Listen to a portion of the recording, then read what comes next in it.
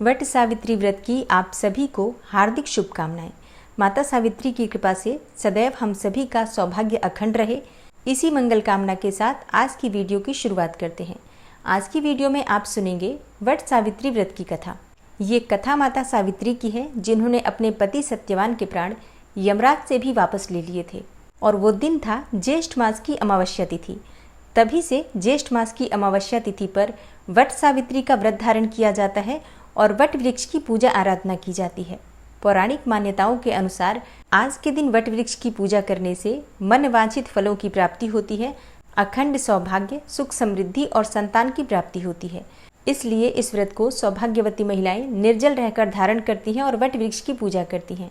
वट सावित्री व्रत की पौराणिक कथा के अनुसार भद्र देश के एक राजा थे, जिनका नाम अश्वपति था। भद्र देश के राजा अश्वपति के कोई संतान नहीं थी। उन्होंने संतान की प्राप्ति के लिए मंत्रोच्चारण के साथ प्रतिदिन 1,00,000 आहुतियाँ दी। 18 वर्षों तक यह क्रम जारी रहा। इसके बाद सावित्री देवी ने प्रकट होकर वर दिया। सावित्री देवी ने कहा कि हे राजन, मैं तुझ पर अत्यंत प्रसन्न हूँ और तुझे एक तपस्वी कन्या होने का वरदान देती हूँ। सावित्री देवी की कृपा से कुछ समय के बाद एक कन्या संतति की प्राप्ति हुई, जिसका नाम सावित्री रखा गया। सावित्री देवी की कृपा से जन्म लेने के कारण ही कन्या का नाम सावित्री रखा गया। कन्या बड़ी होकर बेहद रूपवान हुई। योग्य वर न मिलने की वजह से सावित्री के पिता बहुत दुखी थे और उन्होंने कन्या को स्वयं ही वर तलाशने को भेजा। सावित्री तपोवन में भटकने लगी। वहाँ साल्व देश के राजा दुमतसेन रहते थे, क्योंकि उनका राज्य किसी ने छीन लिया था। उनके पुत्र सत्यवान को देखकर सावित्री ने पति के रूप में उनका वरण किया। ऋषिराज नारद को जब यह बात पता चली तो वह राजा अश्वपति के पास पहुंचे और कहा कि हे राजन, ये क्या कर रहे हैं आप? सत्यवान गुणवान है, धर्मात्मा है और बलवान भी हैं, पर उनकी आयु बहुत छोटी है। वह अल्पायु हैं और 1 वर्ष के बाद ही उनकी मृत्यु हो जाएगी। ऋषिराज नारद की बात सुनकर राजा अश्वपति घोर चिंता में डूब गए। सावित्री ने उनसे कारण पूछा तो राजा ने कहा, हे पुत्री, तुमने जिस राजकुमार को अपने वर के रूप में चुना है वह अल्पायु हैं। तुम्हें किसी और को अपना जीवन साथी बनाना चाहिए। इस पर सावित्री ने कहा कि हे पिताजी, आर्य कन्याएं अपना पति एक बार ही वरण करती हैं। राजा एक बार ही आज्ञा देता है और पंडित एक बार ही प्रतिज्ञा करते हैं और कन्यादान भी एक ही बार किया जाता है। सावित्री हठ करने लगी और बोली, मैं सत्यवान से ही विवाह करूंगी। राजा अश्वपति ने सावित्री का विवाह सत्यवान से कर दिया। सावित्री अपने ससुराल पहुंचते ही सास ससुर की सेवा करने लगी। समय बीतता चला गया। नारद मुनि ने सावित्री को पहले ही सत्यवान की मृत्यु के दिन के बारे में बता दिया था। वह दिन जैसे जैसे करीब आने लगा, सावित्री अधीर होने लगी। उन्होंने 3 दिन पहले से ही उपवास शुरू कर दिया। नारद मुनि द्वारा कथित निश्चित तिथि पर पितरों का पूजन किया। हर दिन की तरह सत्यवान उस दिन भी लकड़ी काटने जंगल चले गए। साथ में सावित्री भी गईं। जंगल में पहुंचकर सत्यवान लकड़ी काटने के लिए एक पेड़ पर चढ़ गए। तभी उनके सिर में तेज दर्द होने लगा। दर्द से व्याकुल होकर सत्यवान पेड़ से नीचे उतर गए। सावित्री अपना भविष्य समझ गईं और सत्यवान के सिर को अपने गोद में रखकर सावित्री सत्यवान का सिर सहलाने लगी। तभी वहां यमराज आते दिखे। यमराज अपने साथ सत्यवान को ले जाने लगे। सावित्री भी उनके पीछे पीछे चल पड़ी। यमराज ने सावित्री को समझाने की कोशिश की कि यही विधि का विधान है, लेकिन सावित्री नहीं मानी। सावित्री की निष्ठा और पतिपरायणता को देखकर यमराज ने सावित्री से कहा कि हे देवी, तुम धन्य हो, तुम मुझसे कोई भी वरदान मांगो। सावित्री ने कहा कि मेरे सास ससुर वनवासी हैं और अंधे भी हैं, उन्हें आप दिव्य ज्योति प्रदान करें। यमराज ने कहा, ऐसा ही होगा, जाओ अब लौट जाओ। लेकिन सावित्री अपने पति सत्यवान के पीछे पीछे चलती रही। यमराज ने कहा, हे देवी, तुम वापस जाओ। सावित्री ने कहा, भगवान, मुझे अपने पतिदेव के पीछे पीछे चलने में कोई परेशानी नहीं है। पति के पीछे चलना मेरा कर्तव्य है। यह सुनकर उन्होंने फिर से उसे एक और वर मांगने के लिए कहा। सावित्री बोली, हमारे सास ससुर का राज्य छिन गया है, उसे पुनः वापस दिला दें। यमराज ने सावित्री को यह वरदान भी दे दिया और कहा, अब तुम लौट जाओ। लेकिन सावित्री फिर पीछे पीछे ही चलती रही। यमराज ने सावित्री को तीसरा वरदान मांगने को कहा। इस पर सावित्री ने 100 संतानों और अखंड सौभाग्य का वरदान मांगा। यमराज ने इसका वरदान भी सावित्री को दे दिया। सावित्री ने यमराज से कहा कि हे प्रभु, मैं तो एक पतिव्रता पत्नी हूँ और आपने मुझे पुत्रवती होने का आशीर्वाद दिया है। अगर आप मेरे पति को साथ लेकर जा रहे हैं तो मुझे 100 संतानें कैसे प्राप्त होंगी और मुझे अखंड सौभाग्य की प्राप्ति कैसे होगी। यह सुनकर यमराज को सत्यवान के प्राण छोड़ने पड़े और यमराज अंतर्ध्यान हो गए और सावित्री उसी वट वृक्ष के पास आ गई जहाँ उसके पति का मृत शरीर पड़ा था। सत्यवान जीवंत हो गया और दोनों खुशी खुशी अपने राज्य की ओर चल पड़े। दोनों जब घर पहुंचे तो देखा कि माता पिता को दिव्य ज्योति प्राप्त हो गई है। इस प्रकार सावित्री सत्यवान चिरकाल तक राज्य का सुख भोगते रहे। अतः पतिव्रता सावित्री के अनुरूप ही पहले अपने सास ससुर का उचित पूजन करें, उसके बाद अन्य विधियों का प्रारंभ करें। वट सावित्री व्रत करने और इस कथा को सुनने से उपवासक के वैवाहिक जीवन या जीवन साथी की आयु पर किसी भी प्रकार का कोई संकट आया हो तो वो भी टल जाता है। प्रेम से बोलिए माता सावित्री की जय। बात करेंगे पूजा की विधि के बारे में, लेकिन उससे पहले जानते हैं कि वट सावित्री व्रत की पूजा के लिए आपको सामग्री क्या चाहिए। देखिए, सबसे पहले तो बरगद का वृक्ष ही चाहिए। मतलब अगर आपके घर के आसपास बरगद का वृक्ष हो तो वहाँ जाकर पूजा कर सकते हैं, लेकिन अगर ऐसा नहीं है तो अपने घर में बरगद का एक छोटा सा पौधा लाकर लगा सकते हैं, या फिर बरगद के पेड़ की टहनी यानी कि शाखा लाकर गमले में लगाकर पूजा कर सकते हैं। और फिर पूजा के अगले दिन आप इसे किसी भी साफ जगह पर या फिर बहते हुए पानी में या फिर मिट्टी के नीचे इस टहनी को दबा सकते हैं, विसर्जित कर सकते हैं। ठीक है, लेकिन पूजा के लिए सबसे आवश्यक है बरगद का वृक्ष या फिर बरगद की टहनी या फिर बरगद का एक छोटा सा पौधा। इसके अलावा बरगद का फल चाहिए आपको। छोटे छोटे फल होते हैं जो खाकर मतलब निगल कर और इसी से अपने व्रत खोले जाते हैं। इस व्रत में सावित्री और सत्यवान की पूजा की जाती है, तो सावित्री या सत्यवान की एक मूर्ति चाहिए, तस्वीर चाहिए, और एक दिन पहले काले चने भिगोकर रख दीजिए क्योंकि ये काले चने प्रयोग किए जाते हैं पूजा में। कलावा चाहिए जो हाथ में बांधा जाता है, मौली।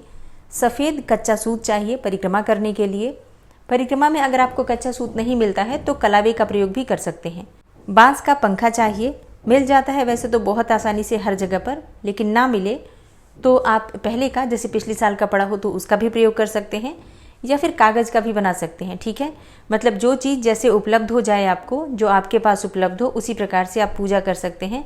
अच्छा, एक छोटा टुकड़ा लाल या फिर पीले कपड़े का चाहिए जो बरगद के वृक्ष में हम चढ़ाते हैं। कपड़ा कितना चाहिए तो देखिए, आप चाहें तो 1.25 मीटर कपड़ा ले सकते हैं, या फिर साड़ी हो या फिर तौलिया इत्यादि हो वो भी चढ़ा सकते हैं, या चाहें तो आप जैसे कि एक छोटा सा रुमाल लाल या फिर पीले रंग का वो भी चढ़ा सकते हैं। इसके अलावा लाल या फिर पीले फूल चाहिए, मिठाई चाहिए आपको, बताशा चाहिए, फल ले सकते हैं जो भी सीजनल फ्रूट्स उपलब्ध हों आपके पास, धूप, दीप, अगरबत्ती, मिट्टी का दीपक ले लीजिए, सिंदूर चाहिए, अक्षत चाहिए, रोली चाहिए। इसके अलावा पान का पत्ता, सुपारी, नारियल चाहिए, श्रृंगार सामग्री चाहिए, जल का एक कलश चाहिए, और पूजा की थाली में ये सभी सामग्री आपको एकत्र करके रख लेना है। हाँ, आप चाहें तो सावित्री व्रत कथा की जो पुस्तक होती है वो भी ले सकते हैं। अगर ये पुस्तक नहीं मिल पाती है तो कथा आप चाहें तो मोबाइल से भी सुन सकते हैं। वट सावित्री व्रत की कथा की वीडियो आपको हमारे चैनल पर भी मिल जाएगी, आप चाहें तो इसी चैनल से कथा भी सुन सकते हैं। तो अब ये तो कुछ चीज़ें ऐसी हैं जो कि मुख्य सामग्री है, पूजा की सामग्री आपको चाहिए, और इसके साथ ही आपको चाहिए एक जल से भरा हुआ कलश। ठीक है, जो हम पीपल में अर्पित करते हैं।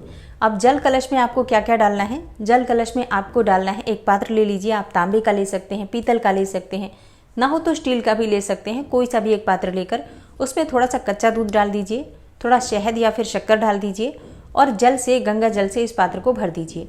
इस जल से हम बरगद की जड़ को सींचते हैं। अच्छा, एक होता है कलश की स्थापना करना। ठीक है, उसके लिए कलश आपको अलग से चाहिए। अब जैसे कई लोगों के प्रश्न आते हैं कि क्या कलश की स्थापना करना ज़रूरी है? देखिए, अगर आप घर पर पूजा कर रहे हैं तो बिल्कुल आप कलश की स्थापना कर सकते हैं, लेकिन अगर आप बरगद के वृक्ष के पास जाकर पूजा कर रहे हैं तब तो आपको कलश की स्थापना करने की बिल्कुल भी आवश्यकता नहीं है, क्योंकि वहाँ पर हम साक्षात वट वृक्ष की पूजा कर रहे होते हैं। तो किसी प्रकार की अलग से विधान करने की आवश्यकता नहीं होती है, क्योंकि वट वृक्ष में ही सभी देवी देवता विराजमान होते हैं। सावित्री, सत्यवान या फिर ब्रह्मा, विष्णु, महेश, इसके अलावा और भी जितने भी देवी देवता हैं वो सभी वट वृक्ष में ही निवास करते हैं। ऐसे में किसी प्रकार के आवाहन की या फिर विसर्जन की आवश्यकता नहीं होती है वट वृक्ष के पास, लेकिन घर में पूजा करते हैं तो आवाहन भी करना पड़ता है और विसर्जन भी करना पड़ता है। ठीक है, तो बस इसी बात का अंतर होता है घर में पूजा करने का और बाहर वट वृक्ष के पास जाकर पूजा करने का। अब बात करें पूजा विधि के बारे में, तो देखिए, वट सावित्री व्रत के दिन आपको सुबह जल्दी उठना होता है। प्रयास कीजिए थोड़ा ज़्यादा जल्दी उठ जाइए ताकि आप सही समय पर नहा धोकर तैयार हो पाएं, क्योंकि वट सावित्री व्रत में 16 श्रृंगार किया जाता है। तो आप चाहें तो नई साड़ी पहन सकते हैं, या फिर आप चाहें तो पुरानी भी कोई साड़ी हो, बस साफ सुथरी हो, मतलब धुली हुई हो, स्वच्छ हो, तो आप उसे धारण कर सकते हैं पवित्र कपड़े पहनकर। और हमें वटवृक्ष की पूजा करनी चाहिए। इसके अलावा पूजा की जितनी भी सामग्री है एक दिन पहले से ही आप तैयार करके एक जगह पर एकत्र करके रखिए, ताकि जब हम अगले दिन पूजा के लिए जाते हैं, मतलब वट सावित्री व्रत की पूजा के लिए जब आप जाएंगे, तो आपको बहुत ज़्यादा परेशानी नहीं होगी। सामान आपका एकत्र होगा, तो आप बस तैयार होंगे और उसके बाद जाकर पूजा कर लेंगे। तो बरगद के वृक्ष के पास जाकर आपको सबसे पहले बरगद के वृक्ष को प्रणाम करना होता है, क्योंकि इसमें सभी देवी देवताओं का वास होता है। तो सबसे पहले प्रणाम कीजिए। फिर जो भी सामग्री आप लेकर गए हैं, हर सामग्री को वट वृक्ष के पास ही, मतलब जड़ के पास ही रखना होता है।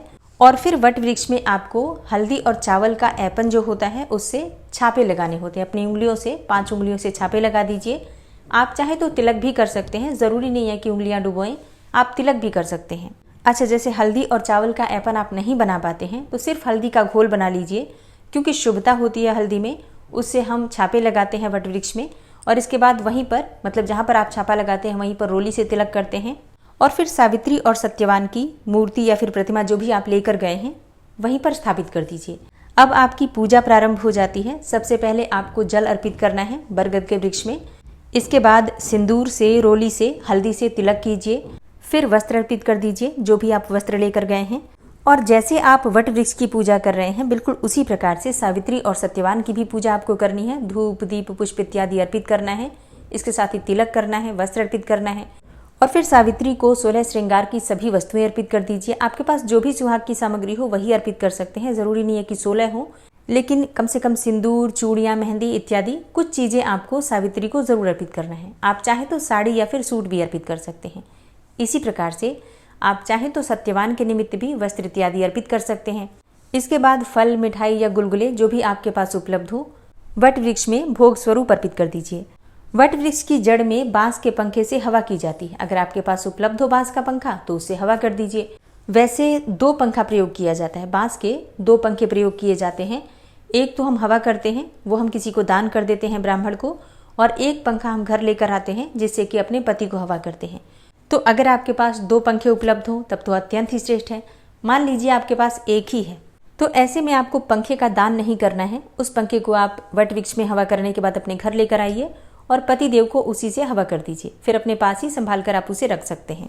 पूजा करते समय आपको सावित्री का, सत्यवान का ध्यान करते रहना है, उनके नाम का स्मरण करते रहना है और अपने अखंड सौभाग्य के लिए, अपने दाम्पत्य जीवन को सुखमय बनाने के लिए प्रार्थना करते रहना है।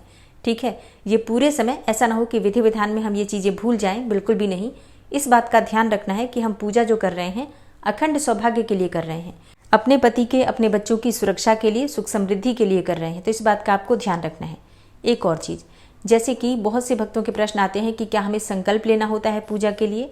देखिए, ये एक मानसिक संकल्प होता है। मन ही मन जब हम सोकर उठते हैं सुबह, उसी समय प्रार्थना करते हैं कि हे माँ सावित्री, हे सत्यवान, हे यम देवता, हे ब्रह्मा विष्णु महेश, अपने अखंड सौभाग्य के लिए, अपने पति की लंबी आयु के लिए, अपनी संतान की लंबी आयु के लिए, अपने घर की सुरक्षा के लिए, वंश वृद्धि के लिए आज मैं वट सावित्री व्रत धारण कर रही हूँ, या फिर वट सावित्री व्रत में वट वृक्ष की पूजा कर रही हूँ। तो आप कृपा कीजिए कि मैं ये पूजा, ये व्रत संपूर्ण कर पाऊँ निर्विघ्न रूप से, और इस पूजा का संपूर्ण शुभ फल मुझे प्रदान कीजिए। इस प्रकार से प्रार्थना जो हम करते हैं वो प्रातःकाल जब हम सोकर उठते हैं उसी समय मानसिक संकल्प हो जाता है।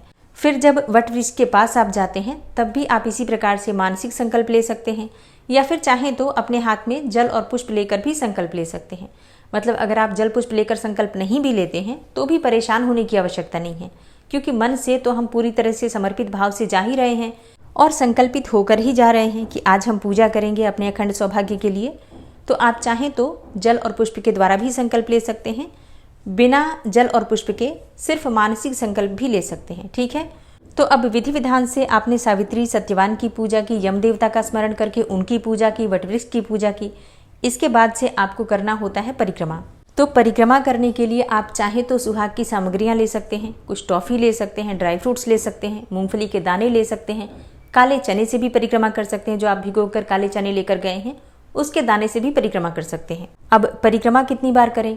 देखिए, परिक्रमा अपनी इच्छा के अनुसार आप कर सकते हैं। मतलब चाहे तो 7 बार भी कर सकते हैं, 11 बार भी कर सकते हैं, 21 बार भी कर सकते हैं, 108 बार भी कर सकते हैं। मतलब जितनी आपकी इच्छा हो उसके अनुसार आप परिक्रमा कर सकते हैं। परिक्रमा हमेशा क्लॉकवाइज की जाती है, जैसे कि घड़ी की सुइयां चलती हैं उसी प्रकार से उसी दिशा में हम परिक्रमा करते हैं। तो इस बात का ध्यान रखिएगा, उल्टी परिक्रमा मत कीजिएगा। पूजा परिक्रमा जब पूरी हो जाती है तो अपने हाथ में भीगे हुए चने लेकर और कथा सुनी जाती है। इसके बाद आपकी पूजा संपूर्ण हो जाती है। इसके बाद सावित्री, सत्यवान और वट वृक्ष को प्रणाम करके अपने अखंड सौभाग्य के लिए प्रार्थना कीजिए। अपने परिवार की सुख समृद्धि के लिए प्रार्थना कीजिए। आसपास में जो भी बड़े बुजुर्ग हों उनके चरण स्पर्श आप कर सकते हैं। महिलाएं एक दूसरे को सिंदूर लगाती हैं, आप सिंदूर जरूर लगाइए एक दूसरे को। कोई भी अगर नहीं है, अकेले ही आप पूजा कर रहे हैं तो स्वयं ही लगा सकते हैं। पहले सावित्री को लगा दीजिए, उसके बाद से उसी उंगली से अपनी मांग भर लीजिए। और अगर आपके पास सिंदूरा है, जैसे कि शादी वाला जो सिंदूर होता है, अगर वो आपके पास है तो आप उसे लेकर बरगद के वृक्ष के पास जाकर पूजा कर सकते हैं। उसी में से सिंदूर आप सावित्री को लगा दीजिए, फिर स्वयं लगा लीजिए। अच्छा, अब एक चीज का ध्यान दीजिए, सिंदूरा जो आप लेकर जाते हैं उसमें से सिंदूर किसी भी दूसरे को नहीं लगाया जाता है। मतलब सावित्री को लगा सकते हैं, लेकिन शादी के सिंदूरे में से किसी भी दूसरी महिला को सिंदूर नहीं लगाना चाहिए। अगर आप दूसरी डिब्बी लेकर गए हैं, मतलब अलग से डिब्बी लेकर गए हैं, तो उसमें से लगा सकते हैं। अब सबसे जरूरी होता है वट सावित्री व्रत में दान देना। जो भी आप सामग्री चढ़ाते हैं, चाहे वो फल हो, मिठाइयाँ हो, सुहाग की सामग्री हो, वस्त्र हो, जो भी चीजें आप अर्पित करते हैं बरगद के वृक्ष में, उसमें से कुछ चीजें आपको दान करना आवश्यक माना जाता है। किसी ब्राह्मण को दान कर सकते हैं, सुहाग की चीजें किसी सुहागिन महिला को भी दान कर सकते हैं, अपने परिवार में भी किसी को दान कर सकते हैं। और जिन चीजों से आप परिक्रमा करते हैं, जैसे कि अगर सुहाग की सामग्री से परिक्रमा करते हैं या फिर फल मिठाई, जिस भी चीज से आप परिक्रमा करते हैं वो सभी चीजें दान की जाती हैं। वो चीजें आप स्वयं प्रयोग नहीं करेंगे। मतलब परिक्रमा में प्रयोग की हुई कोई भी चीज का प्रयोग आप स्वयं नहीं करेंगे। उन सभी चीजों का आपको दान करना होता है। आप चाहें तो फल मिठाई है तो बच्चों में वितरित कर सकते हैं, सुहाग की सामग्री है तो सुहागिन महिला को दे सकते हैं। एक और चीज, जब आप परिक्रमा करते हैं तो सबसे पहले कम से कम 7 परिक्रमा कच्चे सूत से यानी कि कच्चे धागे से करनी चाहिए, या फिर कलावे से भी कर सकते हैं। इसके बाद आप चाहें तो बाकी की कोई भी सामग्री लेकर उससे परिक्रमा कर सकते हैं। और धागे को बांधना नहीं होता है, बस आप वृक्ष में लपेट कर और छोड़ दीजिए। जितना भी धागा बच जाता है, जैसे कि आपने कुछ परिक्रमा करी उसके बाद भी अगर धागा बचा हुआ है तो तोड़ना नहीं है, वहीं पर आप छोड़ दीजिए उसे। मतलब वट वृक्ष में ही उस धागे को फंसाकर छोड़ दीजिए। धागा बिल्कुल नहीं बांधना है और ना ही धागे को तोड़ना है। और पूजा करने के बाद जब आप घर आते हैं तो अपने पति के चरण स्पर्श करते हैं। इसके अलावा सास ससुर हैं घर में तो उनके चरण स्पर्श कीजिए। जो भी घर में बड़े बुजुर्ग हैं सबके चरण स्पर्श करके उनका आशीर्वाद लीजिए। और इसके बाद पति को हवा कीजिए उसी पंखे से, जो बांस का पंखा है। और जो भोग वहां लगाया है आपने वट वृक्ष के पास, उसे प्रसाद स्वरूप में सबको खाने के लिए वितरण कीजिए। इस प्रकार से आपका व्रत पूरा हो जाता है। अब जैसे कि बहुत से भक्तों के प्रश्न आते हैं कि क्या हम निर्जल ही ये व्रत करते हैं? देखिए, जब तक पूजा नहीं होती है तब तक हम निर्जल ही रहते हैं। अब अगर आपका छोटा बच्चा है, आप बहुत देर तक प्यासे नहीं रह पाते हैं, तो आप पानी पी सकते हैं, कोई दिक्कत नहीं है। या फिर आपका स्वास्थ्य ठीक नहीं है, दवा लेना चाहते हैं, तो स्नान करने से पहले, मतलब सुबह स्नान करने से पहले आप दवाई ले लीजिए, उसके बाद से स्नान करके और फिर आप पूजा कर सकते हैं। ठीक है, मतलब दवा लेना चाहते हैं या फिर पानी पीना चाहते हैं तो स्नान करने से पहले अगर आप पानी पी लें तो बहुत अच्छा रहेगा। स्नान करने के बाद हमारी पूजा का जो नियम होता है वो प्रारंभ होता है। पूजा करने के बाद कई स्थानों पर सात्विक भोजन लिया जाता है, जबकि कई स्थानों पर एक समय यानी कि शाम के समय मीठा भोजन किया जाता है। और पूजा करने के बाद जल फल इत्यादि ले लेते हैं, फिर शाम को भोजन कर लेते हैं। जैसा भी आपके यहाँ होता है बिल्कुल उसी प्रकार से आपको करना है। किसी की देखा देखी इस व्रत में नहीं किया जाता है। जैसे हमारे परिवार की परंपरा होती है, हम उसी नियम का पालन करते हैं। तो दोस्तों, आज की वीडियो में वट सावित्री व्रत की पूजा विधि और व्रत के नियम आपसे शेयर किए हैं। उम्मीद करती हूँ आपके लिए ये वीडियो उपयोगी होगी। चैनल पर पहली बार आए हैं, अगर अभी तक आपने चैनल को सब्सक्राइब नहीं किया है तो आज की वीडियो अगर आपको अच्छी लगे तो चैनल को सब्सक्राइब करके बेल आइकन को जरूर प्रेस कर लीजिए। इससे ये होगा कि इस चैनल पर जो भी नई वीडियो अपलोड होंगी उनकी नोटिफिकेशन आपको सही समय पर प्राप्त होगी। मिलती हूँ मैं आपसे अगली वीडियो में, तब तक के लिए जय श्री राधे।